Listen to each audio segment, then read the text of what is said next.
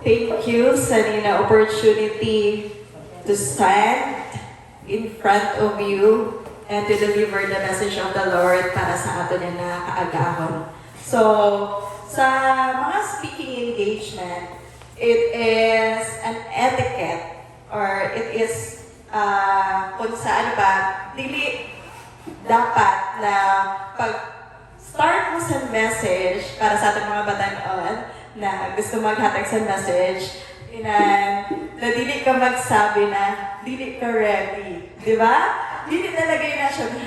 Pagtindog mo sa tama, sorry kayo, hindi ka na ako ready. Sa nyo pero ali naman kita sa ni. So, irog sana. So, it's a no-no during public speaking. But, please excuse me today, charatan, di ba? Gusto ko lang ihatag at background sa nila speaking engagement. So, si Sir Trixie, nag-message siya, February pa ito. And then, huwag pa rin ako mag-speak sa Boulevard Church. Tapos, ang reaction ko talaga sa iya, ano kaya ako pwede magsipat? Kasi every time may invitation for speaking engagement, pwede ko gina-volunteer si Pat. Kasi si Pat, siya ang matibay pag-abot sa public speaking talaga. So, kung ayaw na ako, si Pat na lang. Kasi, si Pat kasi is, para sa ako na okay siya mag-speak. Siguro supportive lang na talaga ako. Okay, so, sabi ko na kaya ako, pero libawi ko na yun, normal na reply sa Trix. Sabi ko, pwede man. Sabi ko, saan Tapos, kung may topic, baka mo naging nasunod. Kasi like sa City Iban, sa City Church, may book na ginasunod ang mga speaker na dito pa, na napasurunod, kami na naadalan mo. So, ginawa ko siya ko. Sabi niya, wala man, any topic daw ako na. Sabi ko, okay, sige, ilan ko naman, saan Sabi niya, March 21. Sabi ko, ay, ko yung GYD yata hindi ako pwede. Sabi ko, naku, maka-ikyas na ako. Sabi niya, 28 na lang ate. Sabi ko, magaling kayo dyan sa sunod. Okay, so 28, kaya aga ko yan. And then, February pa man niya itong assign sa akin. And sabi ko, honey, si Pat, pambato ko kayo. Si Pat, even one night, kaya niya mag-prepare sa niya message. Pero sana na, speaker siya pagkaaga or masabi, maada siya or ma-prepare siya sa niya message. Overnight, sabi ko, ikaw na talaga, believe na talaga ako sa iyo. Unlike sa akin, dapat ko siya i-prepare na week ahead or days ahead. Pero sana, it so happened, nag-start on March na month na nagkaibang problem sa office. And then, super mabukat siya na hindi ako makafocus na mag-prepare actually. To think sa message na pwede share na nakaagakon. And then, may mga tasks na gina-assign sa akin sa church, mag-iwas sa nila video, mag-direct sa nila mga whatever, na ma-take siya sa more time ko, nadili ko siya mahimuan sa time. Tapos, about na this week, maglipat, sabi ko, hindi ko parang message ko, or pwede ko i-share sabi niya, na tuga-tuga ka sa yes. Sabi niya, tuga-tuga ka sa yes, na araw ko man na pag ikaw mag-prepare, kailangan mo sa na time. Sa kanan ng plano mo, ayaw mo hindi na pag-ipasa sa ako na. Hindi padaanan na tayo na, ayaw mo na pag-ipasa sa ako na. So, hindi padaanan na lang ako na nadilid-damalik ko na ipasa sa iya. Sabi ko, hindi man kayo. Sabi ko, man. Pero, I keep on praying kung ang message na gusto sa ginawa na makaabot sa atin. And I hope, I pray, na hindi ang mensahe, ma-bless kita or ma-remind kita sa words ni God. So to start with, again, happy Sabbath po, and thank you sa invitation, right? This is Sister Trixie. So, I was planning on that, gali po, na i-invite sila Gladys, Pakalim, Ikibot.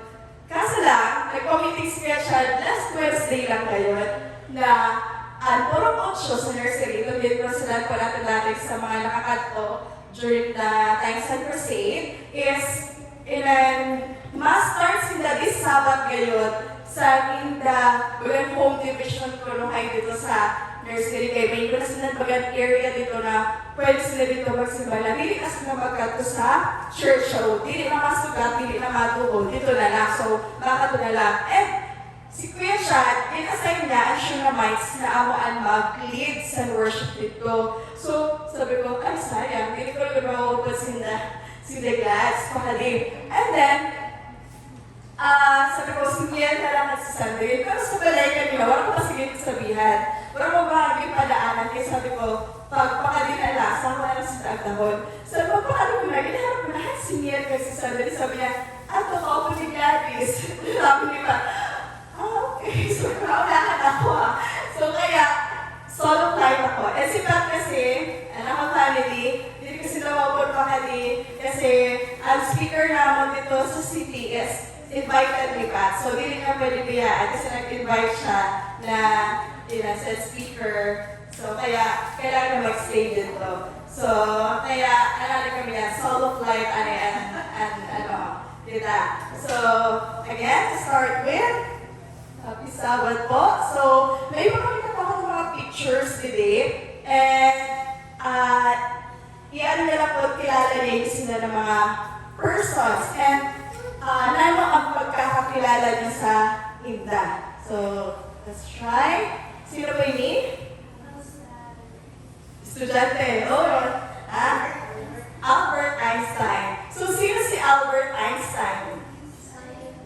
Scientist. Na ano ba? Ano ang na-contribute ni Albert Einstein sa, na siya kilala? Mga estudyante? Ma-reviewan na ito siya. So, Albert Einstein is the father of modern physics. So, doon siya mga awards, mga pagkakakilanlan. And then,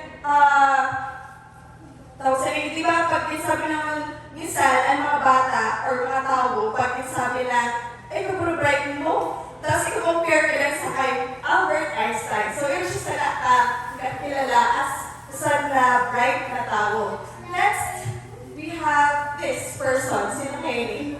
Kilala? Kilala na. Sige, isipan mo yun. Wala itong ganamon. Okay. Si Bill Gates. Sino si Bill Gates? Nilagang ang iyang contribution, founder sa Sanusad na company na gamit nato nowadays sa ating technology. No? Microsoft. Such as a co-founder sa Microsoft. So, kilala siya sa pinaka mayaman na tao sa kalibutan. And then this one, let's go local, si Nene. I think ko na sa mga bata, sino daw? Si Dolphy nga ni. Local na in Philippines. So, kilala si Dolphy. Or, ang title sa iyo is The King of Comedy sa Philippines, di ba? So, kilala siya na. Ini, masunod. Okay, Manny Pacquiao. So, si Manny Pacquiao, na pagkakakilanlan sa iya? People's Champ, di ba? Ang tawag siya, People's Champ. 8th Division World Champion. Siya lang ang boxer na nagkaigwasan 8 na titles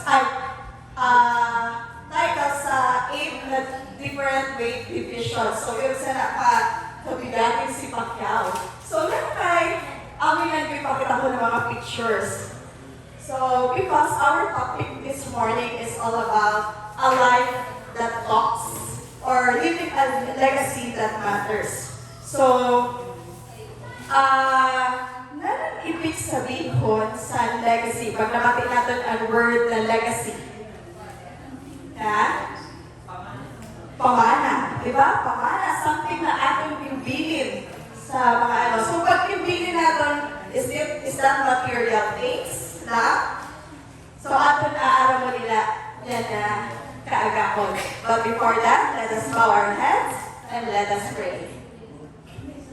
Our most gracious God, Heavenly Father, it's time na kami po mag-aada sa inyo, mga pulong sa nila kaagahon. Nagahamyo kami Ginoo, na ikaw mag-aubat sa among Ginoo, pinaagi sa imong Holy Spirit. And I pray that you will use me mightily to deliver this message, cover me with your righteousness, and make me worthy to speak and represent you this morning. And we pray, Father, that tanan kami Ginoo, ma-bless sa inyong mensahe, and that kami mag-live in accordance to your will and help us to be a blessing to others as we listen to thy words today. Thank you for hearing us our prayers and for forgiving our sins. In Jesus' name, amen. So, a life that talks. So, ang atong buhay daw ko, no, pwede makahatag sa mensahe, even sa aton simple na pag-kinabuhi. So, someone said, someday, that we will remain, I don't know, someday, someone said that all that will remain of you are stories and people na mga tao na imo na-touch and ila kinabuhi. So, sabi nila, I want here a picture. So, imagine yourself na nag-attend ka sa iyong sarili na burial. Or nag-abot ka sa isip nyo na kung mamatay ba ako? No power, please charge battery. Dako kasi mga tao na ma-attend sa burol ko, sa funeral ko. Ako ba personally, sa akin self, di ba kayo kung elementary ba ako or high school ba ako nag-start? Pero nag-abot din sa time na napaisip ako, di ba pag No power, please charge battery. sa mga nag-attend kita ng mga lamay, makapansin natin, may lamay na lumutabo, may lamay na gamay lang ang tabo, yung sana. So, kung yung mapapapasyon ka na, pag ako lang ba ang namatay? Ano kaya tabo? Or gamay ang tao na ma-attend? Di ba? Kung yung mapapapasyon ka. So, nalimutan ko ng elementary ko nag-start na idea sa akin, saan ka ko sa mga lamay-lamay, or sa. So, sabi ko, minsan kasi, kinasabi nila na, pagdamo, ang nagdapit sa imo, pag ilulubong ka na, meaning, damot-damot saan, ilang mga tao na nag-love sa imo. Paano itong mga gamay lang? Bagay, sumiring, wala kaayo? Bagay, sana, di ba? So, bagay mapapapasyon ka. Pero, kaya, nag-abutin na sa time ko na, naman na pag namatay ako? Sana. So, or, di ba may mga tao kita na, alright, naaraman nato na namatay, tapos aram na close kayo ka, or bagay grabe ka, influential sa tao sa imo life, na even harayo, mabiyahe ka gayon, kay para mag-attend sa lubong, or whatever. So, sabi ko, ko mabasa ng mga tao na ma-effort sila na pag namatay ako, makakagising na kay para san funeral gani. So, may mga questions kita na sana. So, imagine daw ang ating self na nag-attend kita sa ating funeral. So, tapos, habang nag-attend ka, nababati mo ang mga tao na nag-tell some stories about your life. So, ano kaya ang sasabihin sa mga tao about sa imo life na magbatian mo? So, masabi ba sila about sa imo job title na, ay, ina siya, manager na sa Jerusalem. So, damoy na siya mga ari-arian, damoy na siya sa mga accomplishments. So, ba sanaan istoryahan sa mga tao? Or, would they speak na, ay, grabe ka, buot, yun sa na tao. Grabe ka din na siya ka spiritual, grabe ka religious. Or, basi it's the other way around, and atong mabatian na, ay, mainganit kayo namatay na yun na tao, kay karawt sa nugali. di ba, magan kasakit makabati sa tirong sana. So, dili natin aram, kay kung nanoan sasabihon sa mga tao sa aton pag namatay kita. So, paano natin ginalive ang aton life? So, nanoan ang mabibilin na naton sa iba kung wala na kita. So, sabi ko nga kanina, someone said na someday, all that will remain of you are the stories of people tell and the lives you've touched. So, amin na yung mabibilin sa atin pag nawara na kita. And that is legacy. So, but then, we will learn now na legacy is not something na we live lang when we die. It is something we build while we live. So, aton halion ina na thought na inan material things lang ang aton pwede ibilin as legacy. Di lang siya about wealth, about achievements, just like itong mga pictures, baga naging kita natin kanina. Sinda kilala sila because of their achievements, kilala sila because of their wealth, but legacy, the true legacy, sabi nga natin kanina, the true legacy that matters is the life na aton live. Ang mga choices na aton himo, ang aton values na aton napakita sa mga tao, naging maayo ba kita mag-treat sa aton mga kaurupon, sa aton katrabaho, naging diligent ba kita sa work, or para absent kita, or permit kita late sa work. So, yun sila na mga simple things, it's part of the legacy na aton nabibilin pa kato sa mga tao. So, what is legacy according to the Bible? So, in Psalms 90 verse 10, so wala akong imbutang ang text kay para tanan kita mag-open sa Bible. Kasi minsan pag ada na ang text, hindi na kita magamit sa Bible natin. So, this time, let's use our Bible, even your cell phone. So, Psalm 90 verse 10, it says, the days of our lives are 70 years, and if by reason of strength, they are 80 years. Yet, their boast is only labor and sorrow, for it is soon cut off, and we fly away. So, ang aton life daw is madali lang, numbered lang. So, dili eternal ang aton life. And the Bible reminds, Bible reminds us that life is brief. So, sana na brief moments ang aton life, paano natin gin-live ang aton life? So, in Proverbs 13:22, and then basa po natin sa aton scripture reading kanina, Proverbs 13:22 says, a good man leaves an inheritance to his children's children, but the wealth of the sinner is stored up for the righteous. What does this text mean?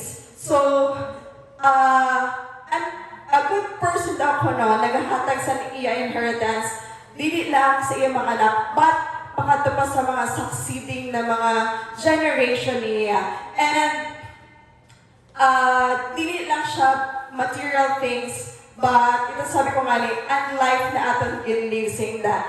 And ang contrast niya sa second line is, but the wealth of the sinner is stored up for the righteous. So, what is built or gained na not in accordance to God's will, or itong mga achievements nato na dili uyon or dili kabubuton sa Ginoo, or na-acquire natin siya because of daya kita, or whatever na mga dili uyon sa Ginoo, in time, pagbabawiyon ina sa Ginoo, or in time, mawawara ina sa aton, dili siya long-lasting. Unlike the person or the inheritance na maayo na aton i-live sa aton mga anak and sa mga future generation, these are the inheritance that will last forever. So this inheritance is not just money or property, but it's faith, values, character, and obedience to God. So amin na ang mga pwede natin ipasa na inheritance pakato sa iba.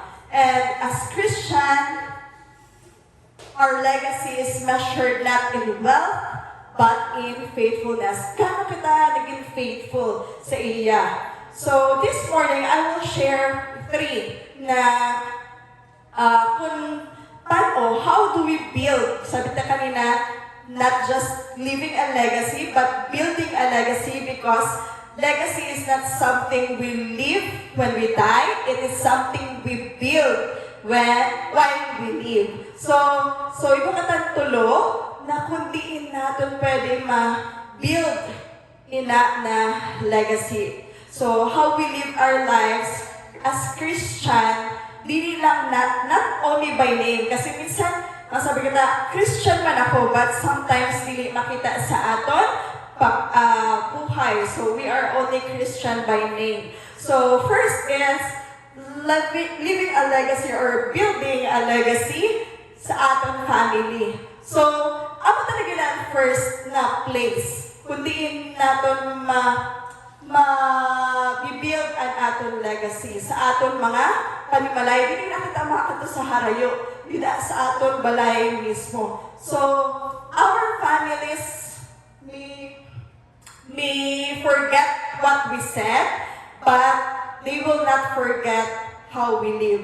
Lalo na kay kamumalangan urupon as a family, di ba? So, malilimutan nila, lalo na ng mga ginsabi mo, but they will not forget kung paano ka nabuhay as a person, as part of your family. So, ikaw usad na father,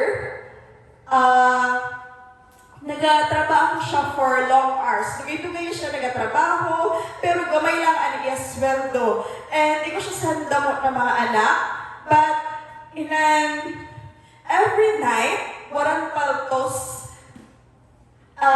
ginagather niya ang iya mga anak to pray and to read the Bible. Ang na-permi ang nagatininda. And years passed, ito na mga anak niya, syempre nagklalas, nag-graduate, and one of his son, nag-choose siya na maging pastor. So, ginawa itong iya anak. Sabi sa iya, nag-inspire sa iyo na maka-decide na mag-pastor, na-influence ka ba sa imo papa? Or paano ka niya na-influence? Sabi niya, actually, I decided to become a pastor, dili sa mga words sa papa ko, but by just watching him, how he lived his faith, even sa mga kasakit or sa mga hardships sa life. Sabi niya, nakita niya kung paano daw nakita niya kung paano gina-handle sa iya papa, even sa kalisod sa iya buhay, ada gihapon ang faith niya sa Ginoo na always murang paltos, ada ganila kumbaga sa aton as Adventists, it was family worship every night. So despite sa kakapoy siguro sa ama kay long hours of labor, ganyan siguro ang iya ginahimo. So, amin na ang naka-inspire sa iya. So, kita man, as parents, as guardians, or even as grandparents, your greatest sermon may be the life you live in front of your family. So, sabi nga natin sa ating GYD, be the sermon. But let us not be the sermon para lang sa iba na tao, but let us be a sermon especially sa atong balay. So, how can we be a sermon sa atong balay? Magpara-sermon sa atong mga anak pag nagpasaway? Okay, so, how do you handle trials? Nakikita ba sa imo mga anak kung paano ka nag-handle sa trials sa life? So, sa ako, as I remember, nagdakamangad kami na sumama lang ang among kaupod, wala sa papa. So, sa elementary yata ko, or high school, college na sila kuya, bagan kami na lang ni Mama Lida.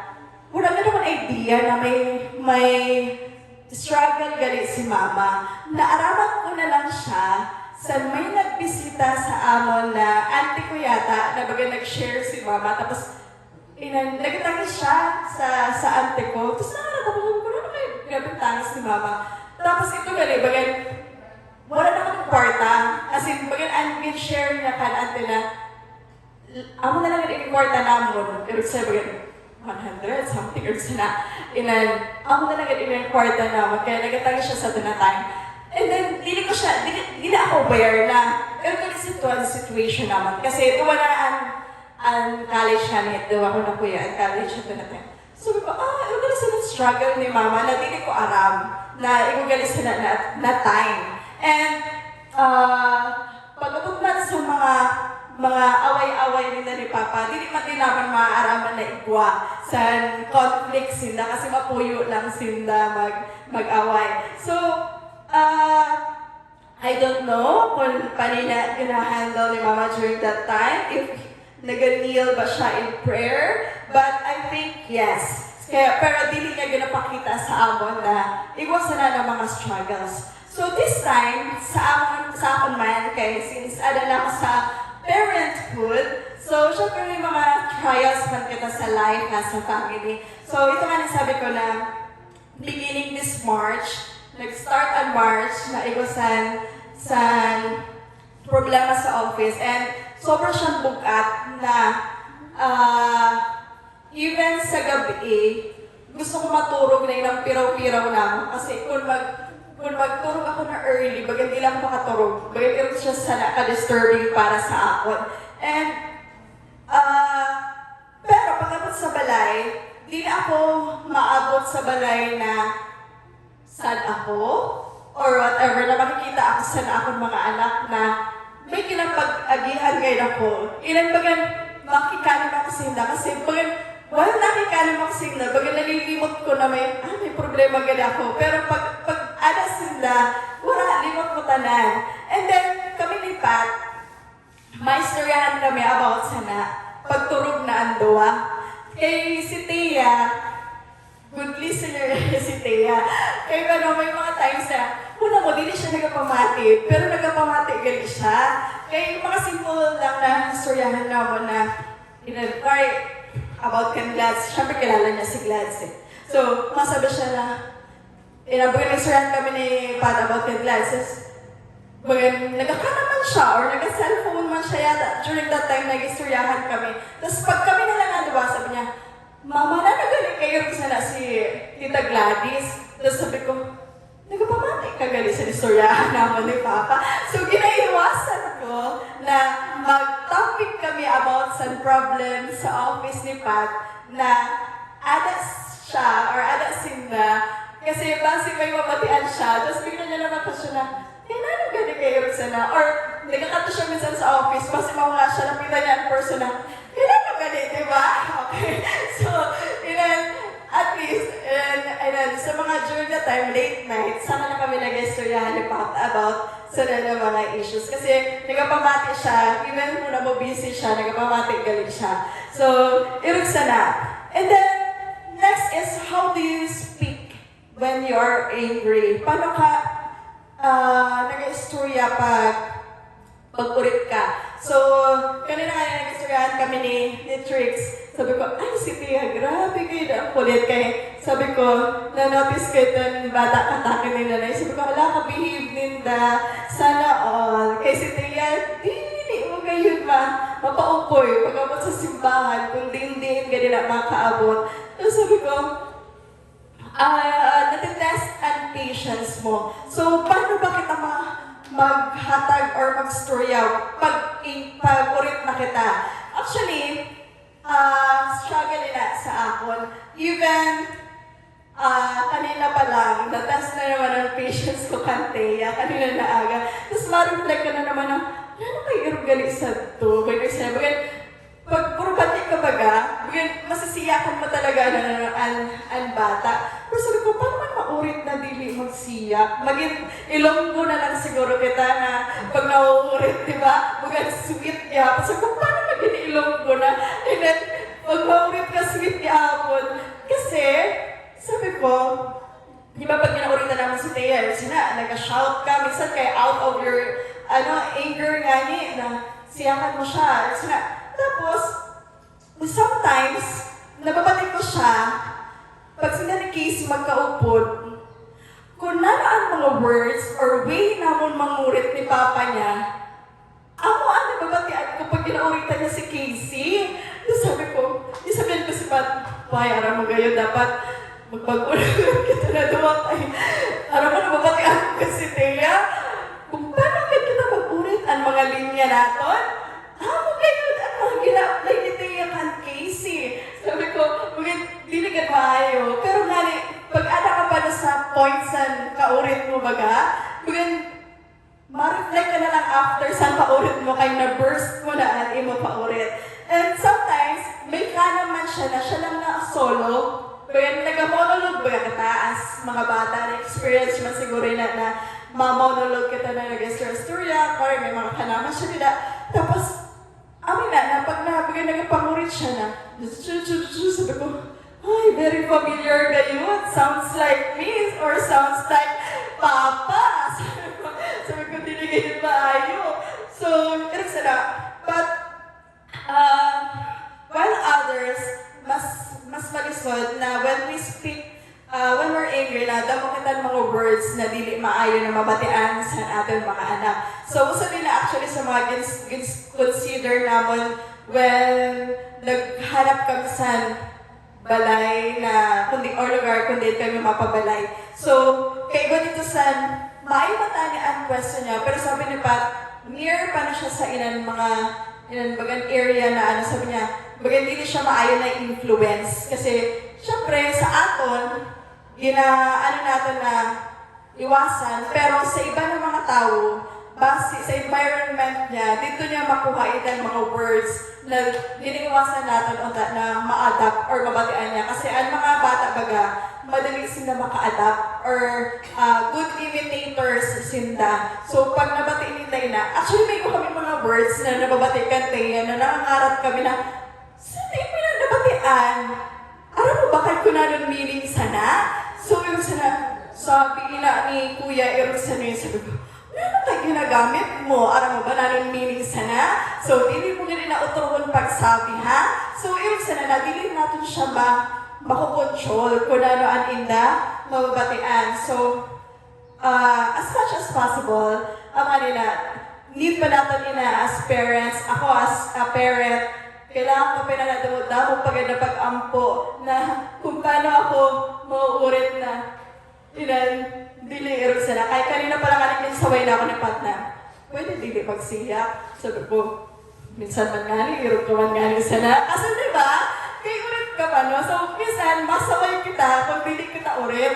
Pero pag kita urit, dili man natin notice na erog na ganit sanaan aton to, erog sana. Kaya pag siya man ang urit, ako man ang nagasaway sa iya. So, erog sana. So, mag-reflect ka na lang ngayon after na. So, but let us pray na maging good kita na model pa kato sa aton mga kaanakan. So, also, how do we model forgiveness? So, again, nakarelate kayo ako sa kay it's hard for me to forgive kayo. Lalo na pag may suay kami ni Pat, pero ina minsan ka days bago ma-okay. Pag hindi pa gano'n po okay, habang ko gayon. So, same thing minsan, na-apply ko siya kan Thea. And just kanina na aga, nagparang siya sa ako na makarigo na siya una. Tapos, pero si Casey, excited naman magkarigo. Nag-unahan sila na daw kung sino makarigo. Sabi ko, si Casey na Anabi, ano ka siya dito sa banyo? So, nababati ako sa iya. Tapos, after na, si Papa na niya nagkarigo sa iya, kaya ako nagliwat kay Casey. Tapos sabi niya, pagtapos ng karigo, Mama, liwan naman ako. Sabi niya, tapos hindi ako nagapansin sa iya. Yung parang ako sa pag nauurit, hindi ako nagapapansin. Which is, hindi siya maayo, actually. Admitted ko na hindi siya maayo kasi basi ma-adapt niya, na ugali. Tapos, alam mo, mas lala ko rin na-slap or na-sampal sa nirikod. So, nagsabi siya na, sorry na, Mama. Sabi ko, may anak ko kayo na mag-sorry. Ako lugod na ano eh. Magkaroon sa lahat, sabi niya, sorry na Mama kanina. Sabi niya pa ngayon. Sabi ko, sorry na Mama, kay ano ako dito sa kanina, sa banyo. Sabi ko, okay na ba, kay liwanag ko na ako. Tapos ko lang si Casey. So, yung sana, how do we model forgiveness pakado sa ating mga anak, sa ating mga kaupod sa pamilya. So, it is a struggle for me personally. I don't know po sa inyo, but sabi ko nga let us pray sa guidance ng Ginoo na we will be able to or model kung ano man ang forgiveness na ginahatag sa aton sa Ginoo. Because, di ba, God is forgiving even sa kung ano ka bukat or kadako sa aton sala. We are assured na ang Ginoo magahatag sa forgiveness. And I hope kita man, as Christian, as model na ginakita sa aton mga kaanakan, sa aton family, let us also have that forgiving spirit. So, it's us to reflect. Ibilit ko na as reflection sa aton sa adlaw. In Deuteronomy 6:6-7, sabi nila, let us open our Bible in the book of Deuteronomy, chapter 6, verse 6-7. Sabi nila, and this word which I command you today shall be in your heart. You shall teach them diligently to your children, and shall talk to them when you sit in your house, when you walk by the way, and when you lie down, and when you rise up. So, prior sa na verse, and 5, verse 5, and ano nila is, you shall love the Lord your God with all your heart, with all your soul, and with all your strength. So, amin na mga words, and then sabi na, I command you today shall be in your heart, and i-teach daw natin ina na words pakato sa aton mga kaanakan. So, to love the Lord our God. So, ipabili natin ina na pag-love sa pag-follow sa commandments sa Ginoo sa aton mga kaanakan. Because what we plant today in our homes will bear fruit for generations. So kung ano ang gintanong naton today, yan, sa aton mga balay, ma-bear fruit dili natin makikita, but it will bear fruit for sure sa mga masunod na generation. Second, our legacy is not only for our family. Siyempre, hindi lang siya limited sa ating family, but for others. So, as Christians, our calling goes beyond our household. So, in Matthew 5:14, I know familiar in the verse, you are the light of the world. So, ang light, when we say light, or give invento ang light, dili lang for itself. It exists for others. Ay, wala pa galit.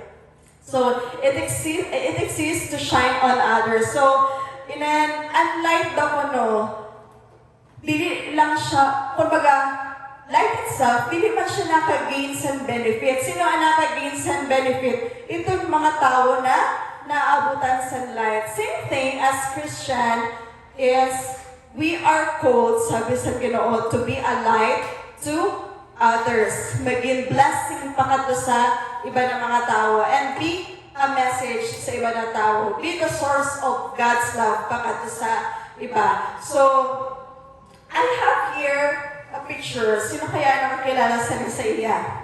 Dili familiar siguro, no? Kasi sa nakita ko man, dili ko man din kilala siya.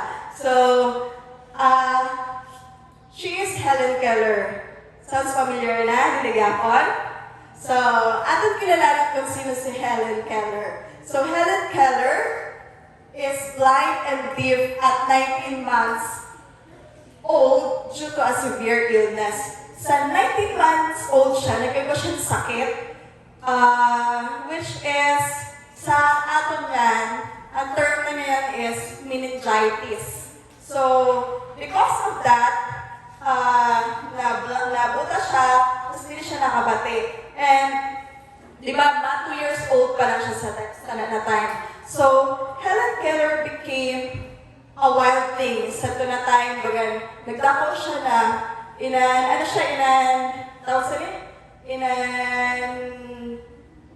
kumbaga, rebelde, makontrol. So, naging masakit ang ulo sa mga parents. Kay, ang mga nila, siguro out of, meron na kami, difficulty siya.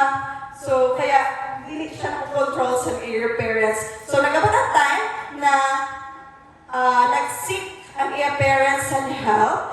Tapos, na-advisean sila na magkuha sa teacher na teach kan Helen Keller. And later on, Helen Keller became the first deaf and blind person na naka-earn sa bachelor's degree sa Radcliffe College in 1904. And she became a famous world famous author, speaker, and advocate for people with disabilities, women's suffrage, and labor rights.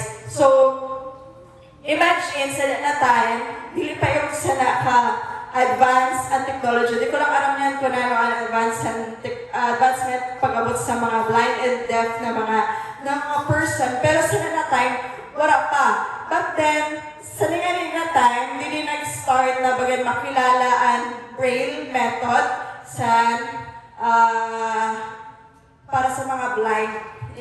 Inan may mga dots na shape ano nila para maaraman nila ng letter. So, erog sana. So, sa nila iya success, behind her success is a person. So, dili kita ma-dwell kaayo sa success ni Helen Keller, but we will dwell sa life sa iya teacher, yung sabi ko na teacher. And her teacher is Anne Sulaiman. Tama ang pagka-pronounce ko. So, Anne Sulaiman is siya ang nag-teach kan Helen Keller how to write and read. Tanan gitugdo niya kan Helen pinaagi sa pagsurat sa letters sa iya kamot. Diyan siya nag-start. Isusurat niya for A sa kamot. Tapos, another way niya sa pag-teach kan Helen is, table. Ibutan niya ang tudlo, tapos i-spell niya ang word na table. Tapos, naging struggle siya para kan answer. Kasi sabi ko nga kanina, ano siya pasaway na bata, kumbaga. So, dili madali para kanan. Pero wala siya na give up. Pero ipadayon nagyapan even sa mga tantrums ba ni Helen. And then, nag-abot ang breakthrough kung baga sa niya pagtukdo. Ginpatry siya sa running water. Tapos, when na-feel niya ang water ba, tapos spell out ang word na water. Baga dito niya na realize ni Helen na, inigari ng mga bagay, may tawag sa ni. And erog sa niya ang spelling. So, may tawag sa nila na method paano baga. Hindi na siya nakilala si Anne Sulaiman. But then, alam niyo ba na si Anne, hindi ko pa siya struggle galit sa iya life. So, she was, at age 5, hindi ko man siya sad contracted glaucoma. I don't know, a bacterial eye infection that left her nearly blind. So, halos same that case ni Helen Keller. And at age 5, ang mother na namatay, and abandon sila, gindara sila sa usad na kumaga ampunan, na which is dili man maayo ang situation pagamot dito. So, ang gihimo niya, may na-convince siya na official na paklasikon siya sa Perkins School for the Blind. So, because of that, nakatapos na siya pagklase, and nakahanap siya sa sponsor, kaya medyo nag-okay ang iya eyesight. So, and also nakagraduate na siya as valedictorian sa time sa nagklase siya sa Perkins School for the Blind. So, gibuligay niya si Helen to become a global figure, naging kilala siya, but out of achievements galit ni Helen, there's a person behind na nagbulig sa iya. And sabi ni Dave, like Anne Sulaiman, God calls us to be instrument of transformation. So, dili man natin makikita ang immediate result, just like sa ginhimo ni Anne, na struggle siya pag-abot ka ni Helen, but even sa small na aton mga efforts, in God's hand, that small acts of faithfulness, nag-create siya sa eternal impact sa mga tao na aton na reach out. So, a life that talks is not always loud. Dili lang siya loud per me. Dili per me siya nababatian. But sometimes, it's seen in quiet sacrifice, consistent love, and faithful service. So, legacy is often built quietly. Dili lang itong person na per me nato nakikita sa TV or per me nato nakikita dili sa atubang na nag-istorya. But even itong mga person na mga nagahatag sa nila small efforts, it is part of our legacy. So, same thing sa life ni Dorcas in the Bible, di ba? Kilala natin siya. Dressmaker lang siya, pero dumudamo siya sa mga lives na na-touch na sa namatay siya, dumudamo ang naging sad na mga people na namatay siya.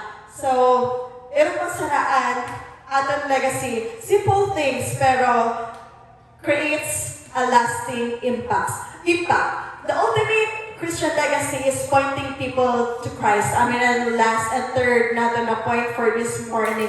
So, of course, sabi natin kanina, a legacy that matters. So, nanain ang legacy na nag-matter. It is how we point others to Christ. So, the greatest legacy we can leave is not our name, but it is Jesus' name na aton gin-share pa kadto sa iba.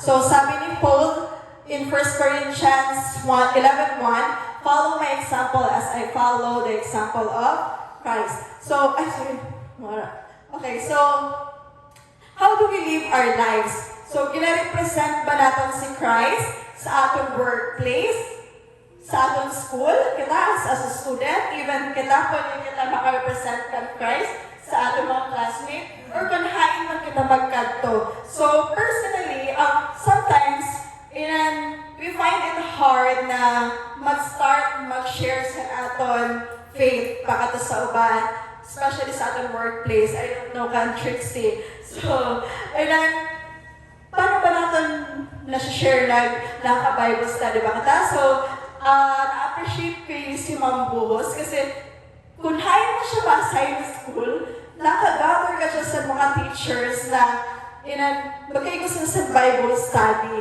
Tapos na iya mga Bible study group, nagadagdag. Ma'am Dora is one of the Bible student ni Ma'am Buhos. And aram ko sa katayngan, iguman sa mga nabautismuhan because of that mga Bible study session with Ma'am Buhos. Sabi ko kaya na ni Ma'am, no? Kaya, very pastor's wife talaga at iyan life ba na, kung diin man siya magkanto, kaya na talaga mag-share sa iya faith. Sabi ko, saan kaya mag-share sa na ka-pray? Kasi minsan, nauunahan kita sa aton, ba si Marichak ako, or ba si instead na friends kami, dili na lugod, kaya dili na kita magpupunsan sa iya, kaya grabe ka religyoso kita, makasasala kita, hindi sa saan mangyari ba? But then, it doesn't mean na we need to conduct Bible study ngayon. Just by simply living our life as a Christian, living kung ano ang atong belief as a Christian, we are telling or we are already sharing an aton faith pakato sa inda. So, sa among office, alam ilang na mga bawal sa akon. And I appreciate kung paano nila na gina-respect. Especially mga outing. Alam nila na bawal ang baboy, bawal ang seafoods, whatever. So, pag maluto ina sila, alam nila pati oil, pati ang ginagamit sa ihawan, whatever, alam nila na dapat hindi siya matouch. Pero sana at nila kaya pag may outing kami, pag maprito, mauna ang mga pwede sa akon. Later na ito, nila ipiprito ito mga bawal. Tapos pag maihaw naman, mauna naman ito mga pwede. Kasi na strictly na nila gina-observe and ma-appreciate mo talaga. Pati sausawan, may separate ka na ng sausawan, kaya alam nila na hindi hindi siya masawsawan or even at kutsara, at bimitor, whatever serving spoon, dapat may separate ka kaya para dili nga na siya matouch kasi aram nila na bawal. So, also, pag sa simba and whatever, aram nila nila. Pag Friday, pag may event sa office, aram nila din ako maka-attend. So, minsan sila nag-adjust sa date. So, sana ba na mga times, minsan, di na kita makahatag sa aton message pa kata sa inda. Pag mag-start na sila na magawa, lalo kay bawal. Lalo kay irog sana. So, ayaw lang sana ng mga opportunity wherein I can share na irog sana. Pero hindi ko siya na ako at magtuna ngayon na, uy, maano ka tayo sana. Pero by just that, simple as that, nakahatag kita ng mensahe sa inda. So, sabi nga nila, our life should make other curious about our faith. So, unlike Balaton, naku-curious ba sila na, nakakaiirog sila sana. So, nakakaiwa sila aritos or whatever. Damo sa narigawasapan sa una. So, nakakaiirog sana. So, by that asking question, hindi na ka na pwede mag-start sa sharing kung na nakaiirog sila ang inyong belief. So, this one is siya si Alfred Nobel. So, si Alfred Nobel, wealthy siya na investor na siya ang nag-invent sa dynamite. Di ba? Aram ko natin kung ano ka-destructive ang dynamite. So, siya ang nag-invent sa na. And, sa namatay ang brother na, nagkamalian sa na newspaper na instead na life sa brother na, kung siguro nila, namatay si Alfred Nobel. Tapos, nabasahan niya sa newspaper at iyang obituary. And the title of his obituary is The Merchant of Death is Dead. And merchant daw kung saan kamatayon, patay na. So, sa nabasa niya ito, na-shock siya na, pero kasi niya pagkakakilala sa mga tao sa akon, merchant of death. So, kung ako gani ang namatay, hindi ko maaraman na irog sa niyan kita sa mga tao sa akon. So, what he did is, nag-decide siya na i-use niya kay, di ba, kilala na siya, damo-damo na siguro siya nabintahan sa niya dynamite. Eh, di ba na uso mga dynamite dati, even sa fishing. So, ginamit niya ang iya wealth, ang iya fortune na mag-establish sa, yun famous niya, nagatawag natin na Nobel Prize. Siya sa So, yun ang Nobel Prize. So, siya na bagan coin, something or sana. Na ang gina-award sa mga person na bagan patagaan nila sa pagkakilala ito, bagan may gusto na sa na-invent, sa field of physics, pati literature, basta may damo ng mga person na na-awardan sila ng Nobel Prize. So instead of being the merchant of death, nakilala siya, ang nabili niya na legacy is the Nobel Prize na nagahatag sa recognition for those people na ikusan mga important achievement or contribution sa different fields. So, if this man, ininatawo, naka-decide siya na i-change ang iya magiging legacy para kitaon siya or i-remember siya sa mga katauhan or sa mundo na instead na maraot pakato sa maayo, how much more kita as Christian na mag-desire kita na ang legacy na aton mabibilin is para sa Ginoo, di ba po? So, legacy is built in everyday faithfulness. Di lang siya sabihin natin na, sige, iruksan ang gusto ko na maging legacy, iruksan ang gusto ko na ma-remember ako sa mga tao. So today, ma-decide ako na mapa-feeding ako sa mga bata. Tapos after that, ay tama na ito, kay nakilala na nila na nag-feeding na ako, pwede na siguro ito. But this is not legacy. It is everyday faithfulness. Dapat consistent kita sa ating life. Amin na ang makahatag sa long-lasting na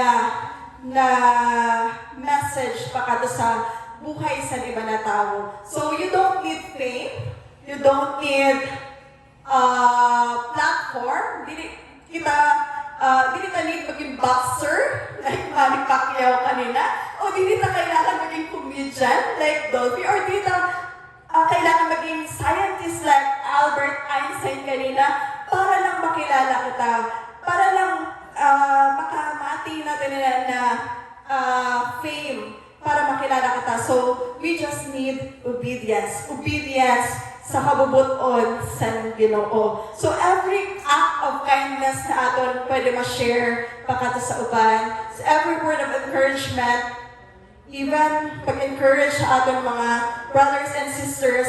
So, every prayer na aton ginaampo para sa aton family, sa aton mga kaurupot sa church. And every moment na aton i-choose an integrity, what is right, standing for what is right, it is a message pagkato sa iban. So sabi nga ni in 1 Corinthians 10:13, whatever you do it all for the glory of God. So simple acts matters.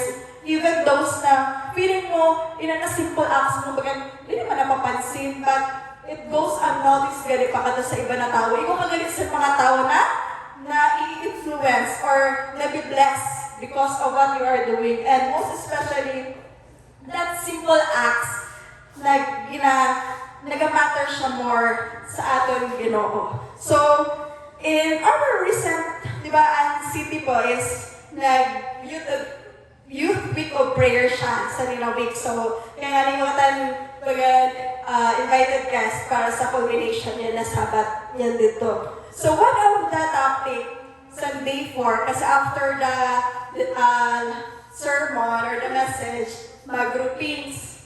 So, may question na i-discuss sa grupo. And the question for that night, kasi ang topic is about Sabbath School in Action. So, ang question is, paano daw natin ma-reach out ang iba while nag-build kita sa ating faith and fellowship during Sabbath School? So, nag-share na mga batanon, mga babae na, mga women, tapos mga father, tapos mga bata, gumansit ang mga bata sa So, sa mga youth na babae, ay, join ka lang, babae ka, lalaki that time. So, sabi nila, ikaw atin na ma-share mo. So, again, dito mo sabi ko, ma-question ako. Sabi ko, how do you feel pag nag-visit ka mo sa church? Sa iba na church, din. Ano ang gina-expect nyo na pag-abot sa church, naging bisitahan nyo? So, Kuya Alesinda, nasabi nila, welcome ka. Sabi ko, yes. Sabi ko, correct. Sabi ko, ibig sanaan aton gusto na, di ba? Pag-abot mo sa church, naging bisitahan mo, gusto mo ma-feel na welcome ka sa ito na church. Kasi, kita, sa atin nila, Mindanao, Visayas, alam kita na, may mga share hands ka sa imo, pero pagkatapos na dyan, naka-rubber siya. So, may Luzon na part, I don't naman tricksy ka na-experience niya, pero basta Luzon na part, minsan, di mo ma-feel. Kaya bagay mo rin madul sa imo na, hi sister, taga-tingin ka, whatever. O diba? Ang next natin na bagay mainabing-abian mga sana. So, ako na sabi ko sa nila, so diba kita, as a visitor, sana na feel natin. So, during Sabbath School, sometimes, ikaw kita, lalo na sabi ko, big church, dapat sa mga bisita na nag-abot, minsan, selective kita, kung sino ang atong lalapitan kag lalamanuhon. Usually, itong mga kakilala lang natin. Pero itong mga tao na dili natin nakilala, minsan dili natin sila nalalapitan. So sabi ko, which is, ibutang natin ang situation natin when we visit other churches. Na yun sila ang desire natin. So we should make na sa ating Sabbath School or kung na-worship natin, lamanuhon ka natin at least ang ating mga nakikita na alala. Sabi ko, personally, iba kasi ng desire, lalo pag maabot ako sa simbahan na atap pa. Pero syempre, kung late ka na, hindi naman malaman na tanan, kaya namudamo na. Sabi ko, I make it a point, lalo na pag superintendent ako unta, na malapitan ko itong mga ato na aga pa. Pero sabi ko, minsan may namimiss talaga ako, kaya dire-direksyon ako sa napakata saan, pero kay late na nag-abot, so dapat makatuna na sa Sabbath school. Pero sabi ko sa Inda, just simple, happy Sabbath sa iba is a blessing na. Hindi mo galing alam na, nafe-feel galing na ay, hindi man ako welcome. So, hapon ko na magsimba turo. Di ba? Di ba may ikaw sana sa ako, personally sa college ako, naka-records. Hindi ko naman siya ang simbahan. Hindi naman ako magsimba. Promise. Kaya sabi ko, kaibahan naman. Kaya at ako lang din 2 years, tapos mahuli ka naman. Parang ka nakilala. So, iba siya. Unlike when na-feel nila na welcome ka, mabalik ka sa church, di ba? So, maganda dito sa inyo kayo, small church, magkikita mo lang. Pero yung mga big churches, medyo challenge na sabi ko sa Inda na, at least, manotice natin itong mga person na dili natin kakilala. So, ma-reach out natin, Sinda. And I appreciate Sister, yung bata, kanina, yun sa likod. Si Ray, sabi niya kanina, pag-agi sa akin, hindi ko siya gina-expect kasi bata, baga, usually pag-agihan ka lang. But, atap sa likod, paglabas niya, naglaban agad talaga siya. Sabi ko, ka-cute man na even sa young age niya, she knows how to greet visitors or other people. So, keep it up, Di. Joke lang. Teacher lang. Okay. So, thank you. And at least paabot ang time na makasabi ang person sa iyo na I found Jesus because someone noticed me. Diba? Nahanap niya si Jesus because may ikaw sa nagpansin sa iya. Just simple as that is a blessing pakato sa iba. Hindi tayo kung paano ina mag-impact sa mga tao na ato nalapitan. So, legacy often travels through ordinary moments. Sabi ko nga, ordinary lang siya. Simple lang na act, pero hindi natin alam kung nano ang effects na napakato sa iba. And one day, we will stand before God not to present kung ano ang mga success. Nakapira ka na crusade, pira ang bautismuhan mo, pinagi sa iyo or whatever, kaya kung ano ang na-achieve mo sa iyong career, hindi na ipapresent natin sa Ginoo, ba?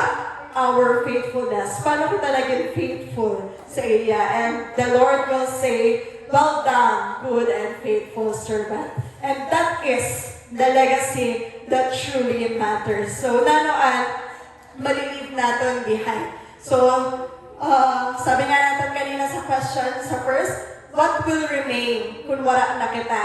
So, our name ba? Or a testimony of our life kung paano kita nabuhay? Or ang atong ba possession, ang atong kayamanan, ang atong mga na-invest, or ang mga lives na na-transform because of us. Sorry, 12:11 na galit. Nadali na lang. Or our memories or disciples. So, last story na yun, sorry na. So, na-remember ko, pag-abot sa disciples, si Pastor Buhos, iko siya sa duwa na person na para sa ako na impact niya sa grabe. One is Ricardo ko. Kilala mo, Trix? Tawa. Si Go is, dili talaga siya Adventist. Baga naka-attend na siya sa crusade, hindi naka-decide siya pabaptize.